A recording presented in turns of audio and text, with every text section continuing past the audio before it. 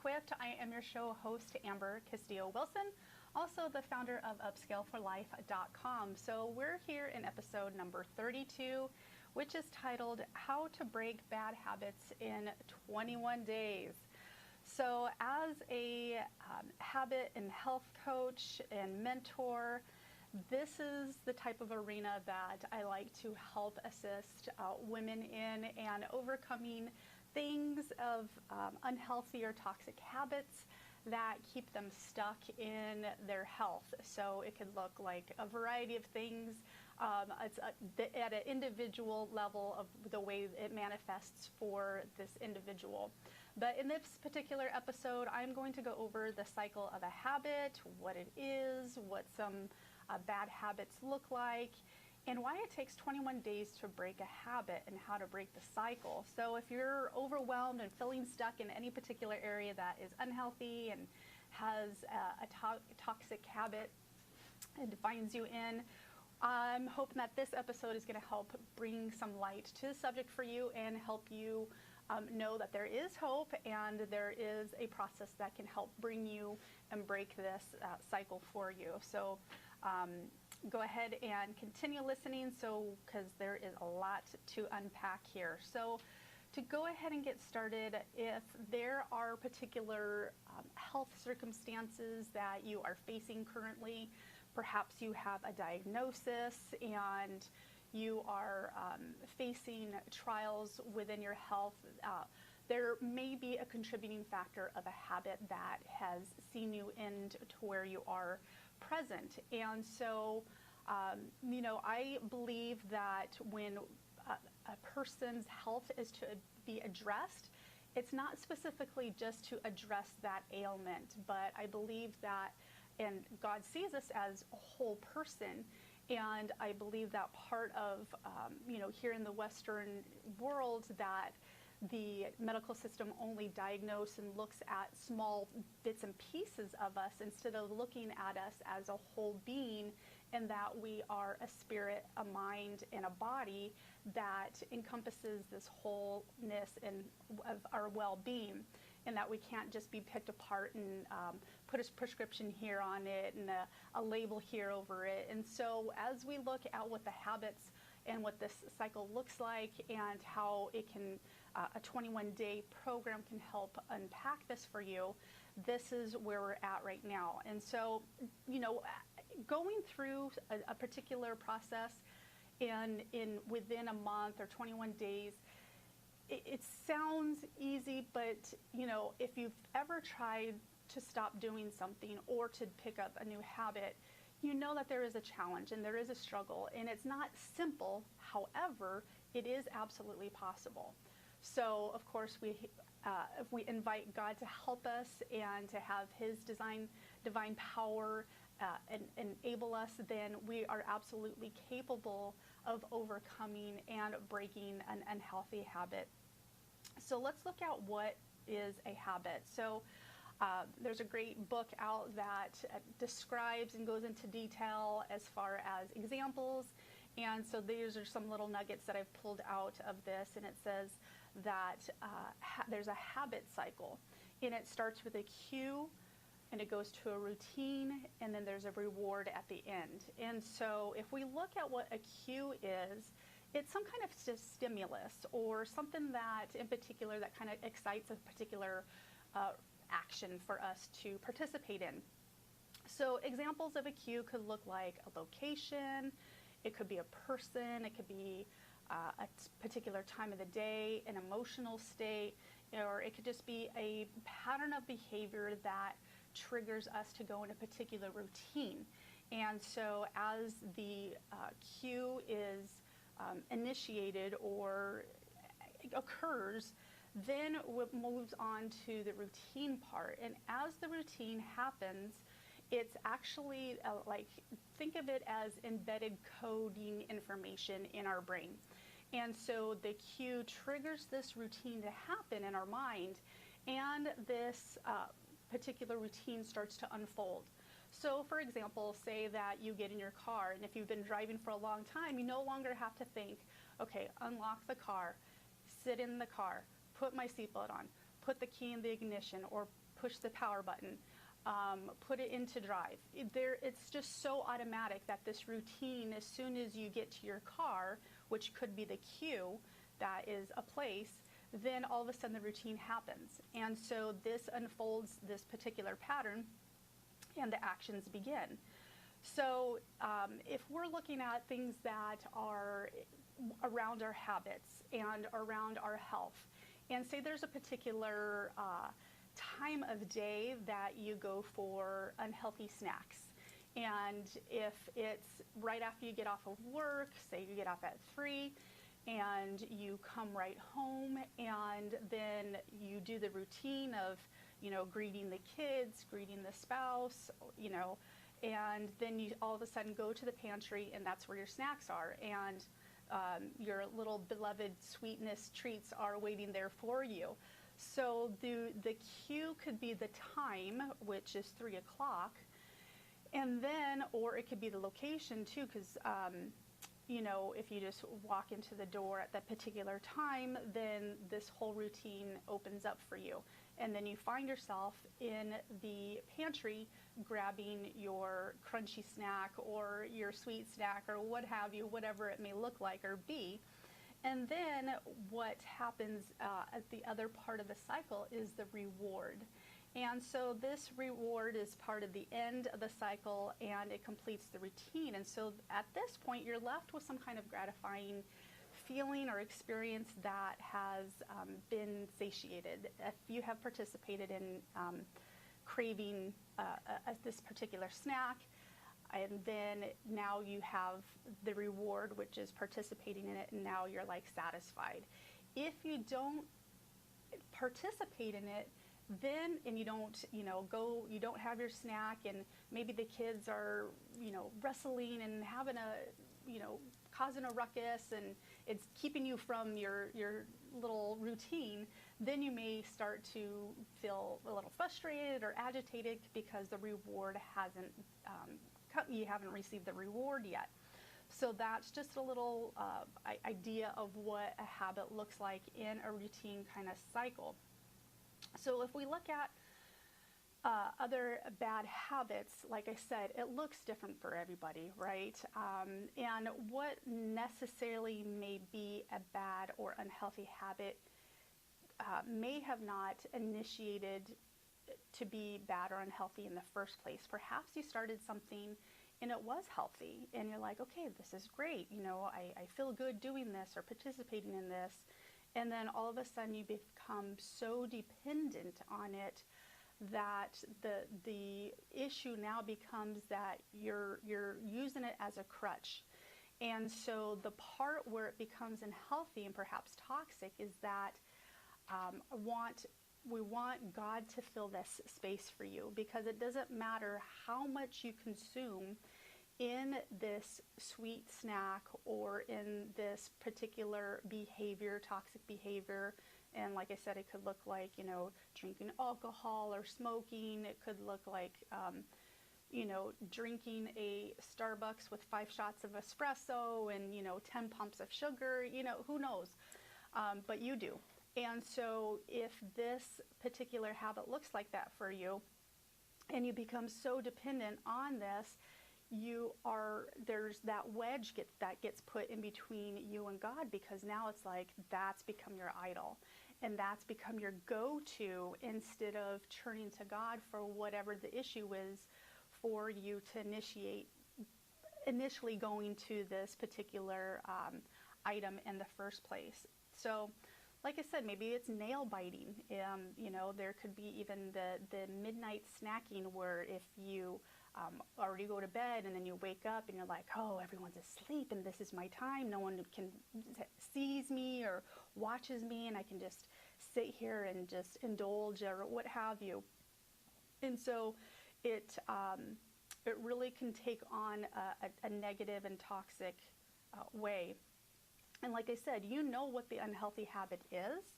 It's just a matter of bringing it to light and having you recognize and to deal with it. So there is a place for habits, and it's actually a place for our brain to help reserve and conserve energy. So this is an amazing way that God has constructed our brain to help, like I said, conserve energy, because it leads us for room to have, I believe it leads us for room to have mental space so we can hear from Him. So if we have these habits that are created in our mind, and we don't have to exhaust energy to actually participate in them and to think, okay, now I need to do this. Okay, this is the next step. Okay, now I go over here. Then, and it's just now part of a routine, now that's already been embedded into that neurological level of our brain.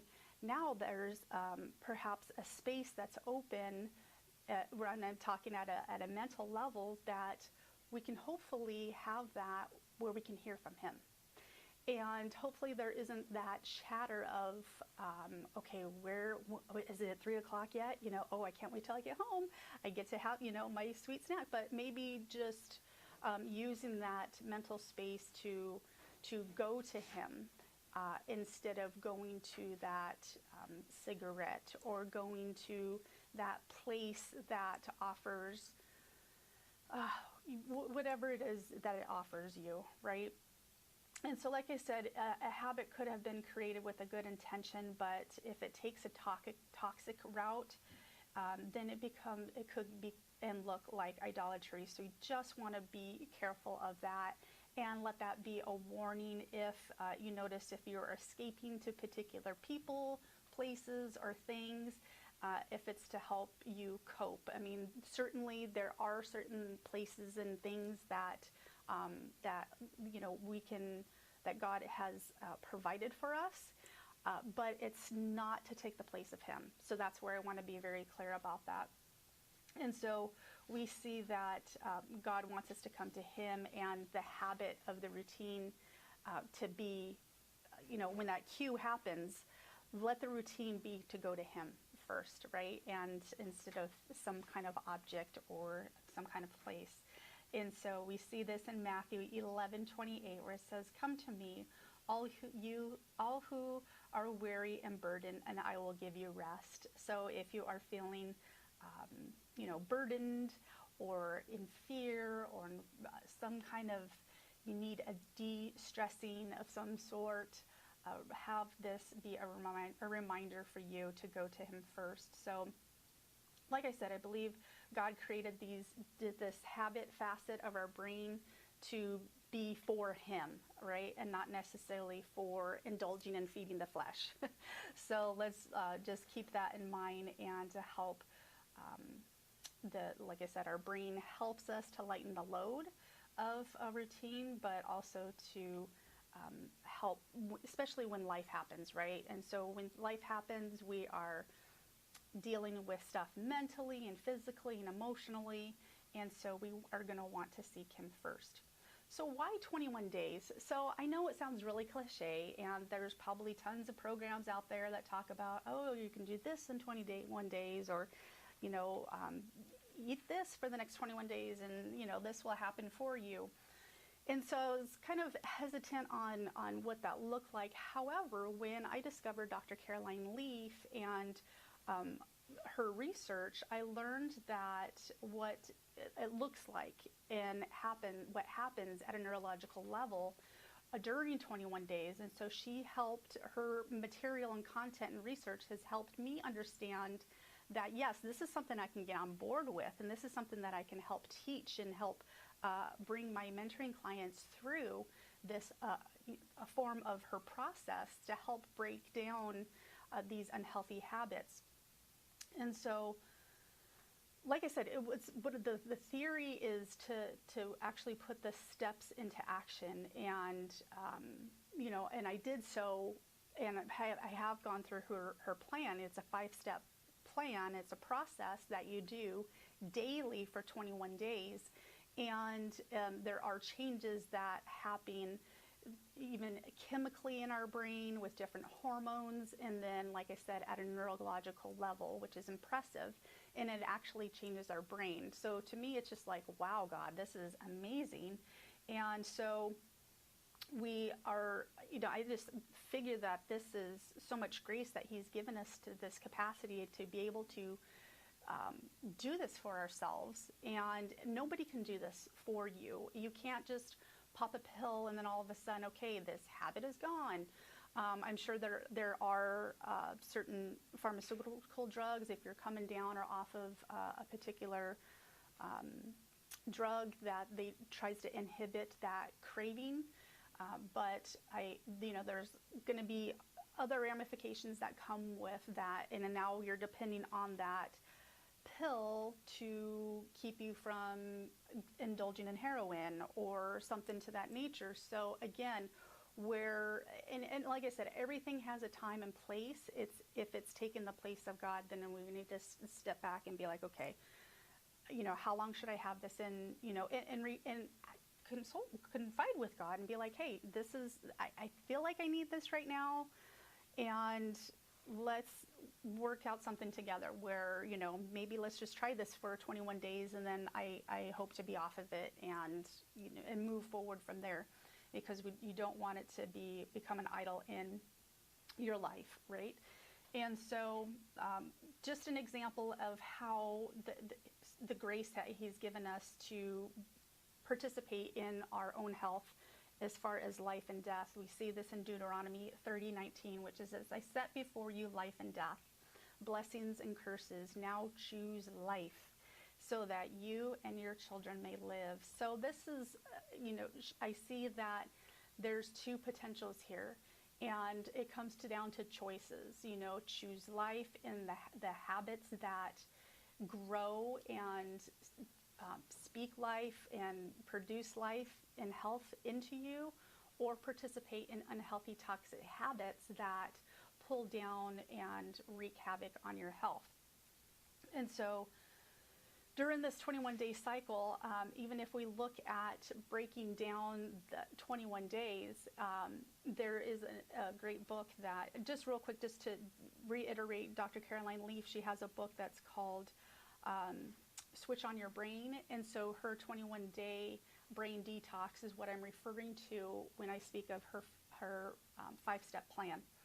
And so now going back to what I was speaking on, as far as if we look at the 21 days as it goes, I believe that God, does speak through numbers and uses numbers. In the Bible, we see all kinds of references to dates and times and occurrences that happen, 3 or 7 times, or 21 times or 20 times. So I think that 21 days has a value to this aspect of breaking down a toxic habit and building something in that place, which is the glorious part about this 5-step process, is that you can move into breaking down this toxic habit while you are building new neurological nerves and processes in the brain. But if we look at the number itself, there is a book that a pastor had wrote, and he refers to numbers, and it's Pastor Troy Brewer, and he's the author of Numbers That Preach. And if we're talking about the number 21, he's saying that it's formed by 7 times 3. So even if we just look at those numbers, we are looking at that our days in a week, we have 7 days that build 1 week. And we also have 3 weeks that build up to 21 days. So within those 21 days, in this book, it says that it symbolizes the manifestation of the Spirit, and everything is seen for what it really is. And so it's a matter of bringing this aspect to light about this habit that we have been participating in and the truth of it. And so if we shine the light on this unhealthy, toxic habit and bring it into the open, whether it be good or bad, then he will be able, it illuminates it to the light, and it brings it out, and we can just have this awareness about it. So we see that the exposure of the light becomes visible in Ephesians 5:13, which says, "But everything exposed by the light becomes visible, and everything that is illuminated becomes a light." And so just to reference that part about becoming visible and about the manifestation, manifestation is something that we can actually physically see. It has evolved, and if we have into something that is tangible and that we can, or it's something that we see happening. And so there's two stages that happen in our mind in that before something happens or before something's created. And it's first it happens in our mind, and then second it happens in physically here that we can see or touch. And so I believe with this scripture here is that by when it says everything exposed by the light becomes visible, so those habits that you're participating are going to have some kind of visible manifestation. So even though you are struggling with something, it could be a trauma that is bringing you to, or it could be fear or what have you, that is bringing you to these unhealthy habits.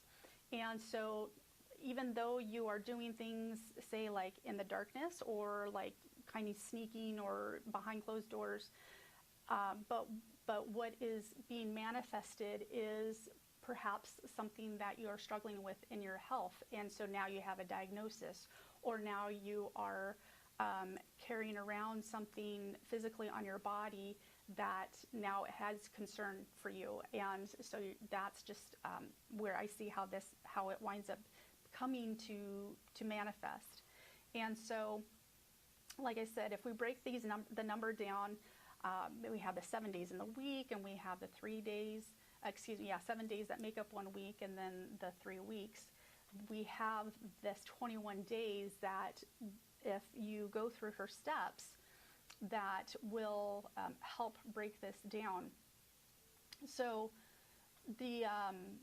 so let's get into a little bit with the rest of the time that we have is how to break this bad habit in 21 days. And ultimately, it comes down to making a decision. You have to make a decision, and sometimes now that because your back is against a wall, with your health and perhaps with a diagnosis, or you're in fear of being diagnosed, or you're like, oh my gosh, I can see that my health is declining, I need to change something now, that you've come full circle to see, okay, I need to make a decision, and this is what's going to have to happen. And so that's primarily one of the first things that you're going to want to do is start with making a decision. And that can look like doing something and participating in something, or not doing something. So whatever you decide on, you're getting your brain's attention. And when you do this, you're looking for ways to achieve that goal or to achieve the success of that decision. And one of the things that also helps solidify you to move towards the success in that goal of achieving that decision is discovering why you started that in the first place. And this is one of the processes that I help my clients go through, is discovering why. And when you discover what your why is, there is an emotional component that you are attached to. Maybe it's because of your kids, or you're looking at your legacy, or something to that nature that gets you at an emotional level that if you don't make changes now, there's going to be devastating consequences for you personally, but maybe for others and for your future.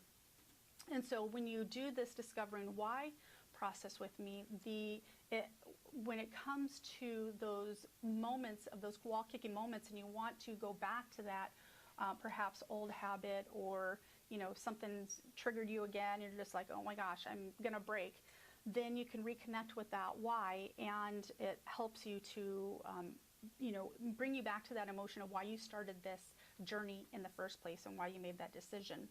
So just to go over quickly with what Dr. Leaf's process is with a 21-day, she calls the 21-day brain detox.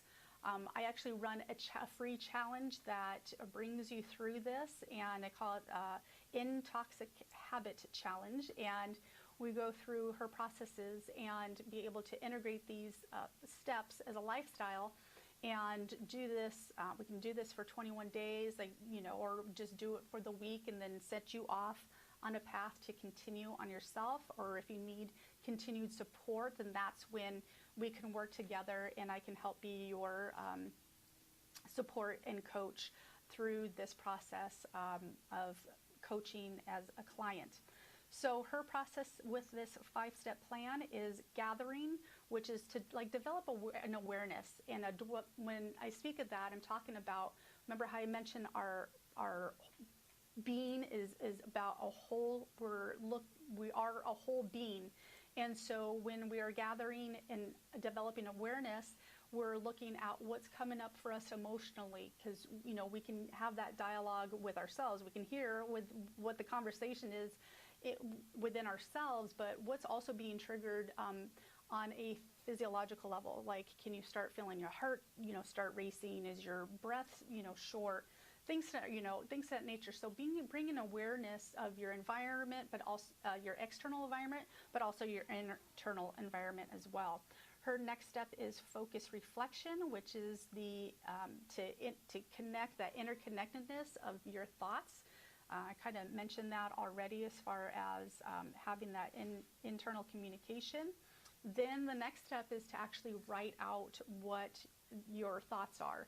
And this is a way, remember how I was talking about manifestations, and so we write out what is going on and what we're experiencing or feeling on paper with pen.